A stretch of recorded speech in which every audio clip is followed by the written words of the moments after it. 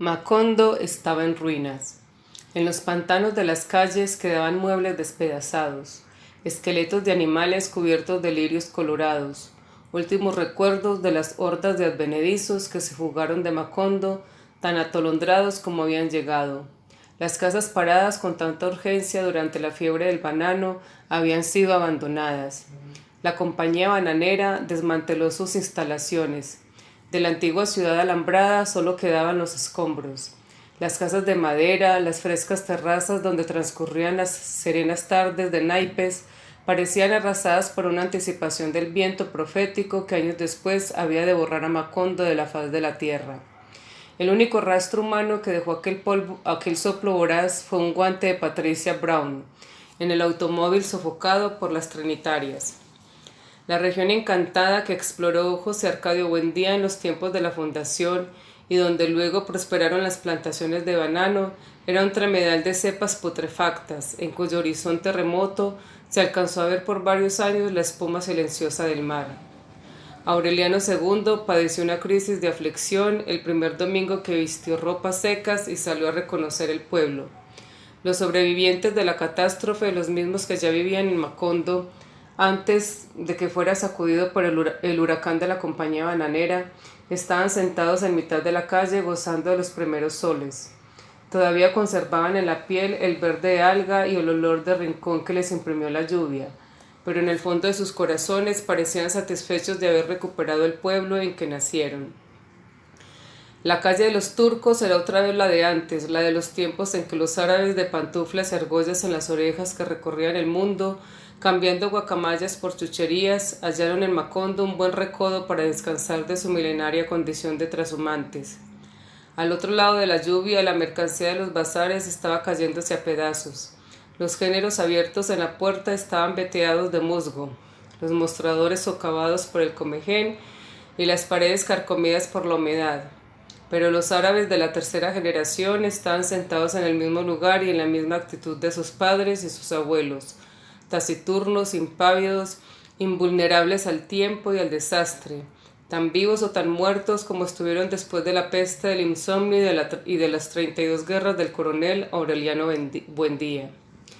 Era tan asombrosa su fortaleza de ánimo frente a los escombros de las mesas de juego, los puestos de fritangas, las casetas de tiro al blanco y el callejón donde se interpretaban los sueños y se adivinaba el porvenir, que Aureliano II les preguntó con su informalidad habitual. ¿De qué recursos misteriosos se habían valido para no naufragar en la tormenta? ¿Cómo diablos habían hecho para no ahogarse uno tras otro? De puerta en puerta le devolvieron una sonrisa ladina y una mirada de ensueño, y todos le dieron sin ponerse de acuerdo la misma respuesta: nadando. Petra Cotes era tal vez el único nativo que tenía corazón de árabe. Había visto los últimos destrozos de sus establos y caballerizas arrastrados por la tormenta, pero había logrado mantener la casa en pie. En el último año le había mandado recados apremiantes a Aureliano II, y éste le había contestado que ignoraba cuándo volvería a su casa, pero que en todo caso llevaría un cajón de monedas de oro para empedrar el dormitorio. Entonces ella había escarbado en su corazón, buscando la fuerza que le permitiera sobrevivir a la desgracia, y había encontrado una rabia reflexiva y justa, con la cual había jurado restaurar la fortuna despilfarrada por el amante y acabada de exterminar por el diluvio. Fue una decisión tan inquebrantable que Aureliano II volvió a su casa 8 meses después del último recado, y la encontró verde, desgreñada, con los párpados hundidos y la piel escarchada por la sarna, pero estaba escribiendo números en pedacitos de papel para hacer una rifa. Aureliano II se quedó atónito y estaba tan escuálido y tan solemne que Petra Cotes no creyó que quien hablaba o que quien había vuelto a buscarla fuera el amante de toda la vida, sino el hermano gemelo. «Estás loca», dijo él, «a menos que pienses rifar los huesos».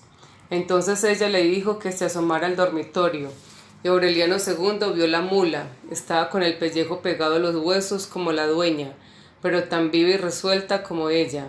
Petra Cotes le había alimentado con su rabia, y cuando no tuvo más hierbas, ni maíz, ni raíces, La albergó en su propio dormitorio y le dio de comer las sábanas de percal, los tapices persas, las sobrecamas de peluche, las cortinas de terciopelo y el palio bordado con hilos de oro y borlones de seda de la cama episcopal.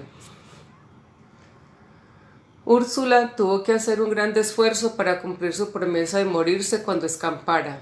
Las ráfagas de lucidez que eran tan escasas durante la lluvia se hicieron más frecuentes a partir de agosto, cuando empezó a soplar el viento árido que sofocaba los rosales y petrificaba los pantanos, y que acabó por esparcir sobre Macondo el polvo abrasante que cubrió para siempre los oxidados techos de zinc y los almendros centenarios. Úrsula lloró de lástima al descubrir que por más de 3 años había quedado para juguete de los niños. Se lavó la cara pintorreteada, se quitó de encima las tiras de colorines, las lagartijas y los sapos resecos y las camándulas, y antiguos collares de árabes que le habían colgado por todo el cuerpo, y por primera vez desde la muerte de Amaranta, abandonó la cama sin auxilio de nadie para incorporarse de nuevo a la vida familiar. El ánimo de su corazón invencible la orientaba en las tinieblas. Quienes repararon en sus trastabilleos y tropezaron con su brazo arcangélico, siempre alzado a la altura de la cabeza, pensaron que a duras penas podía con su cuerpo, pero todavía no creyeron que estaba ciega. Ella no necesitaba ver para darse cuenta de que los canteros de flores cultivados con tanto esmero desde la primera reconstrucción habían sido destruidos por la lluvia y arrasados por las excavaciones de Aureliano II, y que las paredes y el cemento de los pisos estaban cuarteados, los muebles flojos y descoloridos, las puertas desquiciadas y la familia amenazada por un espíritu de resignación y pesadumbre que no hubiera sido concebible en sus tiempos. Moviéndose a tientas por los dormitorios vacíos, percibía el trueno continuo del comegente ladrando las maderas, y el tijereteo de la polilla en los roperos, y el estrépito devastador de las enormes hormigas coloradas que habían prosperado en el diluvio, y estaban socavando los cimientos de la casa. Un día abrió el baúl de los santos y tuvo que pedir auxilio a Santa Sofía de la Piedad para quitarse de encima las cucarachas que saltaron del interior y que ya habían pulverizado la ropa. No es posible vivir en esta negligencia, decía. A este paso terminaremos devorados por las bestias. Desde entonces no tuvo un instante de reposo. Levantada desde antes del amanecer, recurría a quien estuviera disponible, inclusive a los niños.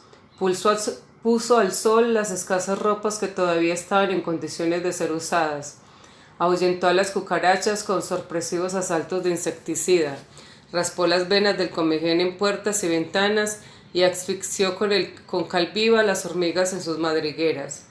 La fiebre de restauración acabó por llevarla a los cuartos olvidados. Hizo desembarazar de escombros y telarañas la habitación donde a José Arcadio Buendía se le secó la mollera buscando la piedra filosofal. Puso en orden el taller de platería que había sido revuelto por los soldados. Y por último pidió las llaves del cuarto de Melquiades para ver en qué estado se encontraba. Fiel a la voluntad de José Arcadio II, que había prohibido toda intromisión mientras no hubiera un indicio real de que había muerto, Santa Sofía de la Piedad recurrió a toda clase de subterfugios para desorientar a Úrsula. Pero era tan inflexible su determinación de no abandonar a los insectos ni al más recóndito e inservible rincón de la casa, que desbarató cuanto obstáculo le atravesaron, y al cabo de 3 días de insistencia consiguió que le abrieran el cuarto. Tuvo que agarrarse del quicio para que no la derribara la pestilencia, pero no le hicieron falta más de 2 segundos para recordar que ahí estaban guardadas las 72 vacinillas de las colegialas, y que en una de las primeras noches de lluvia una patrulla de soldados había registrado la casa buscando a José Arcadio II y no habían podido encontrarlo. «Bendito sea Dios», exclamó, como si lo hubiera visto todo. Tanto tratar de inculcarte las buenas costumbres para que terminaras viviendo como un puerco. José Arcadio II seguía leyendo los pergaminos. Lo único visible en la intrincada maraña de pelos eran los dientes rayados del ama verde y los ojos inmóviles. Al reconocer la voz de la bisabuela, movió la cabeza hacia la puerta, trató de sonreír y sin saberlo repitió una antigua frase de Úrsula. —¿Qué quería? —murmuró—. ¿El tiempo pasa? —Así es —dijo Úrsula—, pero no tanto. Al decirlo, tuvo conciencia de estar dando la misma réplica que recibió del coronel Aureliano Buendía en su celda de sentenciado. Y una vez más se estremeció con la comprobación de que el tiempo no pasaba, como ella lo acababa de admitir, sino que daba vueltas en redondo. Pero tampoco entonces le dio una oportunidad a la resignación. Regañó a José Arcadio II como si fuera un niño y se empeñó en que se bañara y se afeitara, y le prestara su fuerza para acabar de restaurar la casa. La simple idea de abandonar el cuarto que le había proporcionado la paz aterrorizó a José Arcadio II. Gritó que no había poder humano capaz de hacerlo salir, porque no quería ver el tren de 200 vagones cargados de muertos que cada atardecer partía de Macondo hacia el mar. «Son todos los que estaban en la estación», gritaba. 3408. Solo entonces comprendió Úrsula que él estaba en un mundo de tinieblas más impenetrable que el suyo, tan infranqueable y solitario como el del bisabuelo. Lo dejó en el cuarto, pero consiguió que no volvieran a poner el candado, que hicieran la limpieza todos los días, que tiraran las vasinillas a la basura y solo dejaran una, y que mantuvieran a José Arcadio II tan limpio y presentable como estuvo el bisabuelo en su largo cautiverio bajo el castaño. Al principio, Fernanda interpretaba aquel ajetreo como un acceso de locura senil, y a duras penas reprimía la exasperación. Pero José Arcadio le anunció por esa época desde Roma que pensaba ir a Macondo antes de hacer los votos perpetuos. Y la buena noticia le infundió tal entusiasmo que de la noche a la mañana se encontró regando las flores 4 veces al día para que su hijo no fuera a formarse una mala impresión de la casa. Fue ese mismo incentivo el que la indujo a apresurar su correspondencia con los médicos invisibles y a reponer en el corredor las macetas de lechos y oréganos y los tiestos de begonias mucho antes de que Úrsula se enterara de que habían sido destruidos por la furia exterminadora de Aureliano II. Más tarde vendió el servicio de plata y compró vajillas de cerámica, soperas y cucharones de peltre cubiertos de alpaca, y empobreció con ellos las alacenas acostumbradas a la loza de la compañía y la cristalería de Bohemia. Úrsula trataba de ir siempre más lejos. Que abran puertas y ventanas, gritaba. Que hagan carne y pescado, que compren las tortugas más grandes, que vengan los forasteros a atender sus petates en los rincones y a orinarse en los rosales. Que se sienten a la mesa a comer cuantas veces quieran y que eructen y espotriquen y lo embarren todo con sus botas. Y que hagan con nosotros lo que les dé la gana, porque esa es la única manera de espantar la ruina. Pero era una ilusión vana, estaba ya demasiado vieja y viviendo de sobra para repetir el milagro de los animalitos de caramelo, y ninguno de sus descendientes había heredado su fortaleza. La casa continuó cerrada por orden de Fernanda. Aureliano II, que había vuelto a llevarse sus baúles a casa de Petra Cotes, disponía apenas de los medios para que la familia no se muriera de hambre. Con la rifa de la mula, Petra Cotes y él habían comprado otros animales con los cuales consiguieron enderezar un rudimentario negocio de lotería. Aureliano II andaba de casa en casa ofreciendo los billetitos que él mismo pintaba con tintas de colores, para hacerlos más atractivos y convincentes. ¿Y acaso no se daba cuenta de que muchos se los compraban por gratitud y la mayoría por compasión? Sin embargo, aún los más piadosos compradores adquirían la oportunidad de ganarse un cerdo por 20 centavos o una novilla por 32, y se entusiasmaban tanto con la esperanza que la noche del martes desbordaban el patio de Petra Cotes esperando el momento en que un niño escogiera al azar y sacara de la bolsa el número premiado.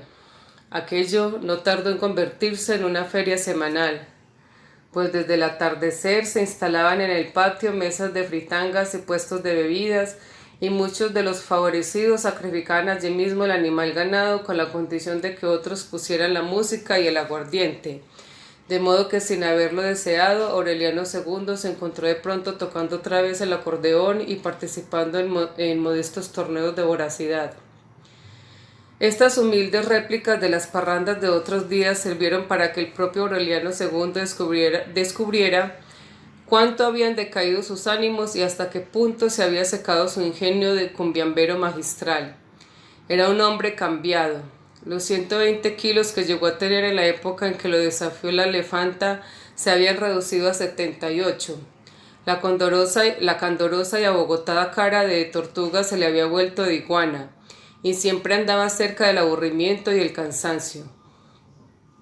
Para Petra Cotes, sin embargo, nunca fue mejor hombre que entonces, tal vez porque confundía con el amor la compasión que él le inspiraba y el sentimiento de solidaridad que en ambos había despertado la miseria. La cama desmantelada dejó de ser lugar de desafueros y se convirtió en refugio de confidencias. Liberados de los espejos repetidores que habían rematado para comprar animales de rifa y de los damascos y terciopelos concupiscientes que se habían comido la mula, se quedaban despiertos hasta muy tarde con la inocencia de dos abuelos desvelados, aprovechando para sacar cuentas y trasponer centavos, el tiempo que antes malgastaban en malgastarse. A veces los sorprendían los primeros gallos haciendo y deshaciendo montoncitos de monedas, quitando un poco de aquí para ponerlo allá, de modo que esto alcanzara para contentar a Fernanda y aquello para los zapatos de Amaranta Úrsula, y esto otro para Santa Sofía de la Piedad, que no estrenaba un traje desde los tiempos del ruido, y esto para mandar a hacer el cajón de si se moría Úrsula, y esto para el café que subió 1 centavo por libra cada 3 meses, y esto para el azúcar que cada vez endulzaba menos, y esto para la leña que todavía estaba mojada por el diluvio, y esto para el papel y la tinta de colores de los billetes, y aquello que sobraba para ir amortizando el valor de la ternera de abril, de la cual milagrosamente salvaron el cuero, porque le dio carbunco sintomático, cuando estaban vendidos casi todos los números de la rifa. Eran tan puras aquellas misas de pobreza que siempre destinaban la mejor parte para Fernanda, y no lo hicieron nunca por remordimiento ni por caridad, sino porque su bienestar les importaba más que el de ellos mismos. Lo que en verdad les ocurría, aunque ninguno de los dos se daba cuenta, era que ambos pensaban en Fernanda como en la hija que hubieran querido tener y no tuvieron, hasta el punto de que en cierta ocasión se resignaron a comer mazamorra por 3 días para que ella pudiera comprar un mantel holandés. Sin embargo, por más que se mataban trabajando, por mucho dinero que escamotearan y muchas triquiñuelas que concibieran, los ángeles de la guarda se les dormían de cansancio mientras ellos ponían y quitaban monedas tratando de que siquiera les alcanzara para vivir, en el insomnio que les dejaban las malas cuentas. Se preguntaban qué había pasado en el mundo para que los animales no parieran con el mismo desconcierto de antes.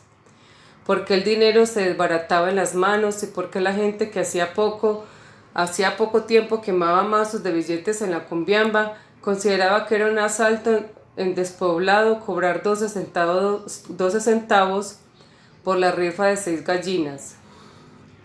Aureliano II pensaba sin decirlo que el mal no estaba en el mundo, sino en algún lugar recóndito del misterioso corazón de Petra Cotes, donde algo había ocurrido durante el diluvio que volvió estériles a los animales y escurridizo el dinero.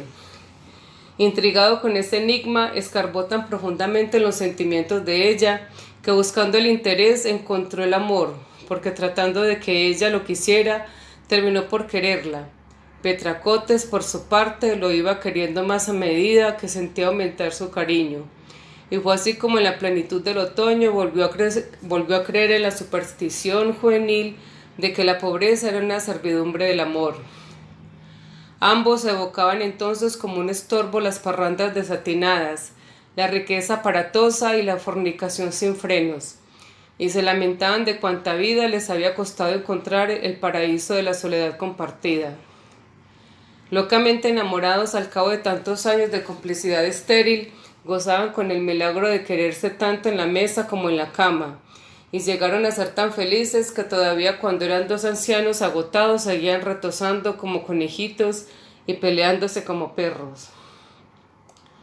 Las rifas no dieron nunca para más. Al principio, Aureliano II ocupaba 3 días de la semana encerrado en su antigua oficina de ganadero, dibujando billete por billete, pintando con un cierto primor una vaquita roja, un cochinito verde o un grupo de gallinas azules, según fuera el animal rifado, y modelaba con una buena imitación de las letras de imprenta el nombre que le pareció bueno a Petra Cotes para bautizar el negocio: Rifas de la Divina Providencia. Pero con el tiempo se sintió tan cansado después de dibujar hasta 2000 billetes a la semana que mandó a hacer los animales, el nombre y los números en sellos de caucho. Y entonces el trabajo se redujo a humedecerlos en almohadillas de distintos colores. En sus últimos años se les ocurrió sustituir los números por adivinanzas, de modo que el premio se repartiera entre todos los que acertaran. Pero el sistema resultó ser tan complicado y se prestaba a tantas suspicacias que desistieron a la segunda tentativa. Aureliano II andaba tan ocupado tratando de consolidar el prestigio de sus rifas que apenas le quedaba tiempo para ver a los niños. Fernanda puso a Amaranta Úrsula en una escuelita privada donde no se recibían más de 6 alumnas, pero se negó a permitir que Aureliano asistiera a la escuela pública. Consideraba que ya había cedido demasiado al aceptar que abandonara el cuarto. Además, en las escuelas de esa época solo recibían hijos legítimos de matrimonios católicos, y en el certificado de nacimiento que habían prendido con una nodriza en la batita de Aureliano cuando lo mandaron a la casa, estaba registrado como expósito, de modo que se quedó encerrado a merced de la vigilancia caritativa de Santa Sofía de la Piedad y de las alternativas mentales de Úrsula, descubriendo el estrecho mundo de la casa según se lo explicaban las abuelas. Era fino, estirado, de una curiosidad que sacaba de quicio a los adultos, pero al contrario de la mirada inquisitiva y a veces clarividente que tuvo el coronel a su edad, la suya era parpadeante y un poco distraída. Mientras Amaranta Úrsula estaba en el parvulario, él cazaba lombrices y torturaba insectos en el jardín. Pero una vez en que Fernanda lo sorprendió metiendo alacranes en una caja para ponerlos en la estera de Úrsula, lo recluyó en el antiguo dormitorio de Meme, donde se distrajo de sus horas solitarias repasando las láminas de la enciclopedia. Allí lo encontró Úrsula una tarde en que andaba asperjando la casa con agua serenada y un ramo de ortigas, y a pesar de que había estado con él muchas veces, le preguntó quién era. «Soy Aureliano Buendía», dijo él. «Es verdad», replicó ella, ya es hora de que empieces a aprender la platería». Lo volvió a confundir con su hijo, porque el viento cálido que sucedió al diluvio e infundió en el cerebro de Úrsula ráfagas eventuales de lucidez había acabado de pasar. No volvió a recobrar la razón. Cuando entraba al dormitorio encontraba ya a Petronila y Guarán, con el estorboso Miriñaque y el saquito de mostacilla que se ponía para las visitas de compromiso, y encontraba a Tranquilina, María Miniata, a la Coque Buendía, su abuela, abanicándose con una pluma de pavo real en su mecedor de tullida, y a su bisabuelo Aureliano Arcadio Buendía con su falso dormán de las guardias virreinales, y a Aureliano Iguarán, su padre, que había inventado una oración para que se achicharraran y se cayeran los gusanos de las vacas, y la timorata de su madre, y al primo con la cola de cerdo, y a José Arcadio Buendía y a sus hijos muertos, todos sentados en sillas que habían sido recostados contra la pared como si no estuvieran en una vista, sino en un velorio. Ella hilvanaba una cháchara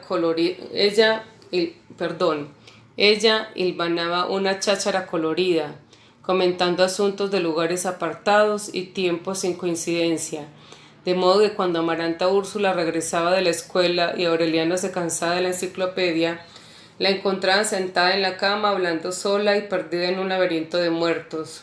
¡Fuego!, gritó una vez aterrorizada y por un instante sembró el pánico en la casa, pero lo que estaba anunciando era el incendio de una caballeriza que había presenciado a los 4 años. Llegó a revolver de tal modo el pasado con la actualidad que en las 2 o 3 ráfagas de lucidez que tuvo antes de morir, nadie supo a ciencia cierta si hablaba de lo que sentía o de lo que recordaba. Poco a poco se fue reduciendo, fetizándose, momificándose en vida, hasta el punto de que en sus últimos meses era una ciruela pasa perdida dentro del camisón. Y el brazo siempre alzado terminó por parecer la pata de una marimonda.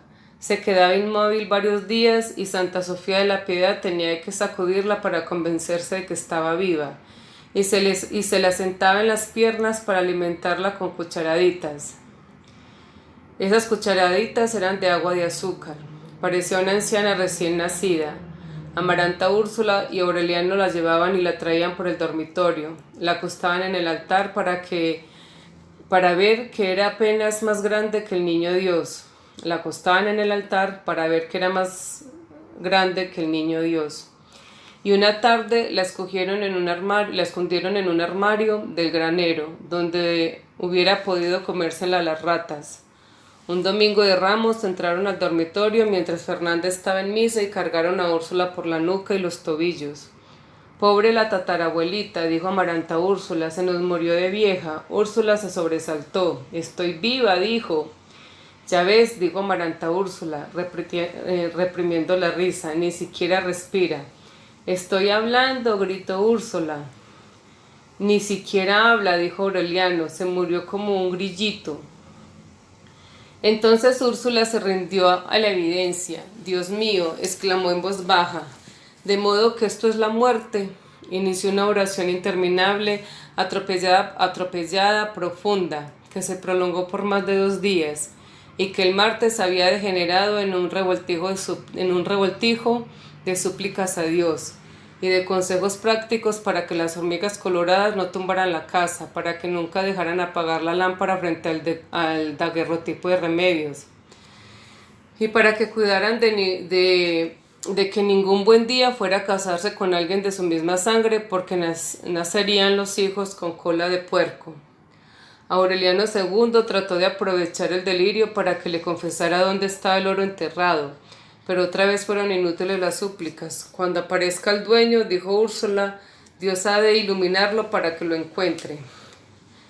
Santa Sofía de la Piedad tuvo la certeza de que lo encontraría, y que también la encontrarían a ella muerta de un momento a otro, porque observaba por esos días un cierto aturdimiento de la naturaleza, que las rosas olían a quenopodio, que se le cayó una totuma de garbanzos y los granos quedaron en el suelo en un orden geométrico perfecto y en forma de estrella de mar, y que una noche vio pasar por el cielo una fila de luminosos discos anaranjados. Amaneció muerta el Jueves Santo, la última vez que la habían ayudado a sacar la cuenta de su edad. Por los tiempos de la compañía bananera, le habían calculado entre los 115 y los 122 años. La enterraron en una cajita que era apenas más grande que la canastilla la enterraron en una cajita que era apenas más grande que la canastilla en que fue llevado Aureliano. Y muy poca gente asistió al entierro, en parte porque no eran muchos quienes se acordaban de ella, y en parte porque ese mediodía hubo tanto calor que los pájaros desorientados se estrellaban como perdigones contra las paredes y rompían las mallas metálicas de las ventanas para morirse en los dormitorios. Al principio se creyó que era una peste. Las amas de casa se agotaban de tanto barrer pájaros muertos, sobre todo a la hora de la siesta, y los hombres los echaron al río por carretadas. El domingo de resurrección, el centenario padre Antonio Isabel afirmó en el púlpito que la muerte de los pájaros obedecía a la mala influencia del judío errante, que él mismo había visto la noche anterior. Lo describió como un híbrido de macho cabrío cruzado con hembra hereje, una bestia infernal cuyo aliento calcinaba el aire y cuya vista determinaría la concepción de engendros por las recién casadas. No fueron muchos quienes prestaron atención a su plática apocalíptica, porque el pueblo estaba convencido de que el párroco desviaría o desviaba a causa de la edad. Porque el párroco desvariaba a causa de la edad. Pero una mujer despertó a todos al amanecer del miércoles porque encontró unas huellas de bípedo de pezuña hendida. Eran tan ciertas e inconfundibles que quienes fueron a verlas no pusieron en duda la existencia de una criatura espantosa semejante a la descrita por el párroco, y se asociaron para montar trampas en sus patios. Fue así como lograron la captura. 2 semanas después de la muerte de Úrsula, Petra Cotes y Aureliano II despertaron sobresaltados por un llanto de becerro descomunal que les llegaba del vecindario.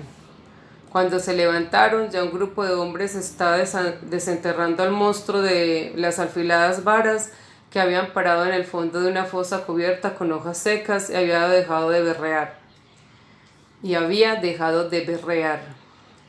Pesaba como un buey, a pesar de que su estatura no era mayor que la de un adolescente y que de sus heridas manaban sangre verde y untuosa.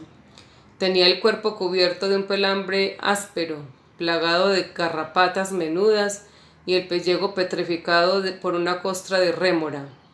Pero al contrario de la descripción del párroco, sus partes humanas eran más de ángel valetudinario que de hombre, porque las manos eran tersas y hábiles, los ojos grandes y crepusculares, y tenían los omoplatos, los muñones cicatrizados y callosos de unas alas potentes que debieron ser desbastadas con hachas de labrador.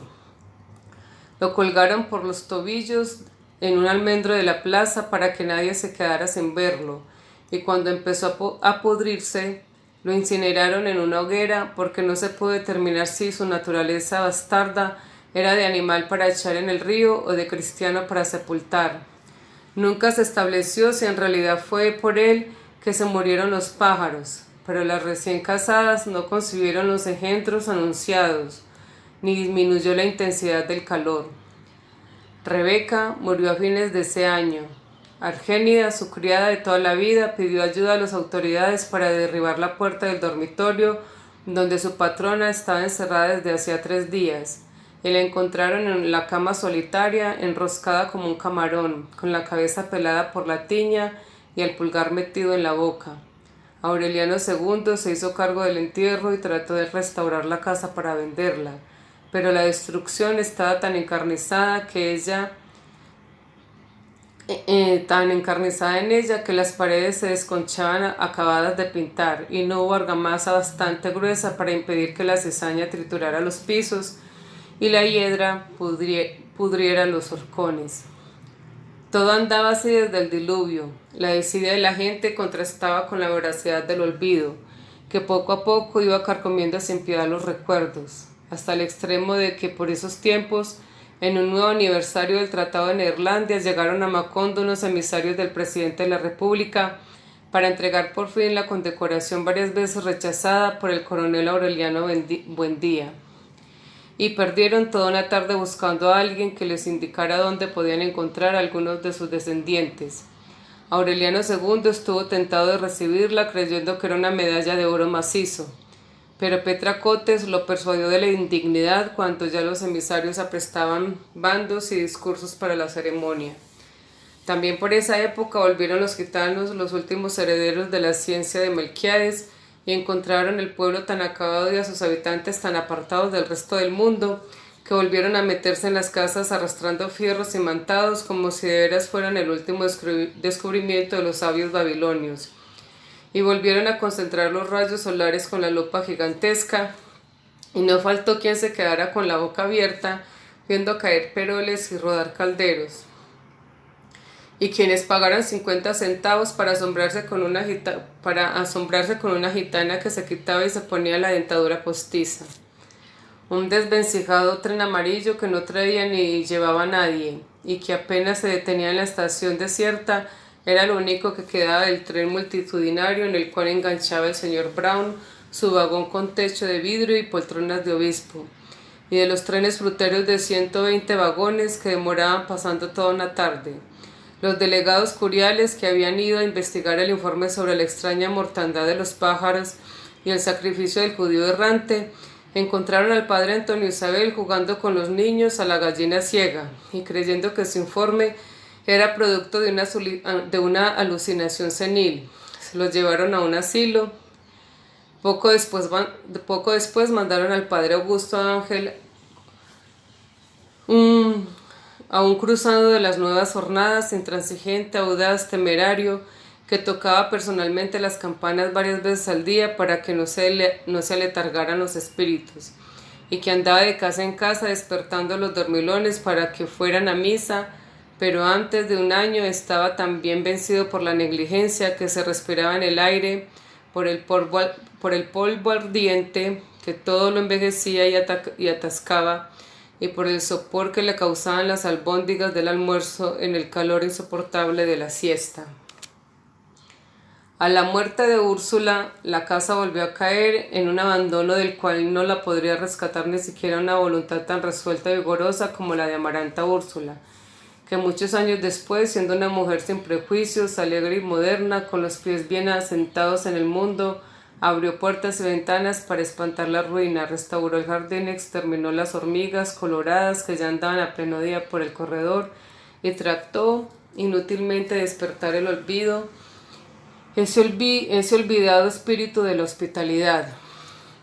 La pasión claustral de Fernanda puso un dique infranqueable a los 100 años torrenciales de Úrsula.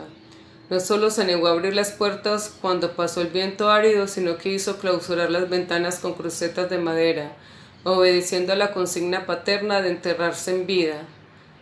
La dispendiosa correspondencia con los médicos invisibles terminó en un fracaso. Después de numerosos aplazamientos, se encerró en su dormitorio en la fecha y la hora acordada, cubierta solamente por una sábana blanca y con la cabeza hacia el norte, y a la 1 de la madrugada sintió que le taparon la cara con un pañuelo embebido en un líquido glacial. Cuando despertó, el sol brillaba en la ventana y ella tenía una costura bárbara en forma de arco que empezaba en la ingle y terminaba en el esternón. Pero antes de que cumpliera ese reposo previsto, recibió una carta desconcertada de los médicos invisibles, quienes decían haberla registrado durante 6 horas sin encontrar nada que correspondiera a los síntomas tantas veces y tan escrupulosamente descritos por ella. En realidad, su hábito pernicioso de no llamar las cosas por su nombre había dado origen a una nueva confusión. Pues lo único que encontraron los cirujanos telepáticos fue un descendimiento del útero que podía corregirse con el uso de un pesario. La desilusionada Fernanda trató de obtener una información más precisa, pero los corresponsales ignotos no volvieron a contestar sus cartas. Se sintió tan agobiada por el peso de esa palabra desconocida que decidió amordazar la vergüenza para preguntar qué era un pesario, y solo entonces supo que el médico francés se había colgado de una viga 3 meses antes y había sido enterrado contra la voluntad del pueblo por un antiguo compañero de armas del coronel Aureliano Buendía. Entonces se confió a su hijo José Arcadio y éste le mandó los pesarios desde Roma, con un folletico explicativo que ella echó al excusado después de aprendérselo de memoria, para que nadie fuera a conocer la naturaleza de sus quebrantos. Era una precaución inútil porque las únicas personas que vivían en la casa apenas sí la tomaban en cuenta. Santa Sofía de la Piedad vagaba en una vejez solitaria, cocinando lo poco que se comía y casi por completo dedicada al cuidado de José Arcadio II. Amaranta Úrsula, heredera de ciertos encantos de Remedios, la Bella, ocupaba en hacer sus tareas escolares el tiempo que antes perdía en atormentar a Úrsula, y empezaba a manifestar un buen juicio y una consagración a los estudios que hicieron renacer en Aureliano II la buena esperanza que le inspiraba Meme. Le había prometido mandarla a terminar sus estudios en Bruselas, de acuerdo con una costumbre establecida en los tiempos de la Compañía Bananera, y esa ilusión lo había llevado a tratar de revivir las tierras devastadas por el diluvio. Las pocas veces que entonces se le veía en la casa era porque Amaranta Úrsula, pues con el tiempo se había convertido en un extraño para Fernanda, y el pequeño Aureliano se iba volviendo esquivo y ensimismado a medida que se acercaba a la pubertad. Aureliano II confiaba en que la vejez ablandara el corazón de Fernanda para que el niño pudiera incorporarse en la vida de un pueblo donde seguramente nadie se hubiera tomado el trabajo de hacer especulaciones suspicaces sobre su origen. Pero el propio Aureliano parecía preferir el encierro y la soledad y no revelaba la menor malicia por conocer el mundo que empezaba en la puerta de la calle. Cuando Úrsula hizo abrir el cuarto de Melquiades, él se dio a rondarlo, a curiosear por la puerta entornada. Y nadie supo en qué momento terminó vinculado a José Arcadio II por un afecto recíproco. Aureliano II descubrió esa amistad mucho tiempo después de iniciada, cuando oyó al niño hablando de la matanza de la estación. Ocurrió un día en que alguien se lamentó en la mesa de la ruina en que lo hundió el pueblo cuando lo abandonó.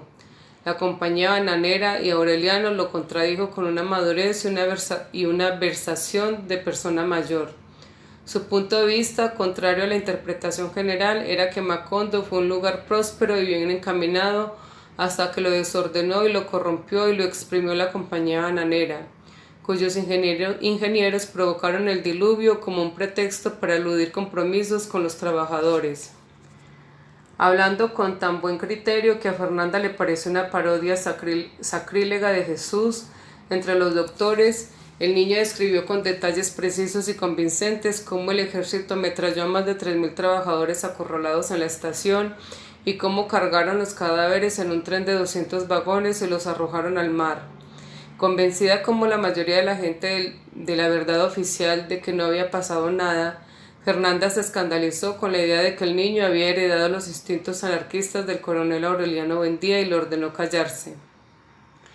Aureliano II, en cambio, reconoció la versión de su hermano gemelo. En realidad, a pesar de que todo el mundo lo tenía por loco, José Arcadio II era en aquel tiempo el habitante más lúcido de la casa.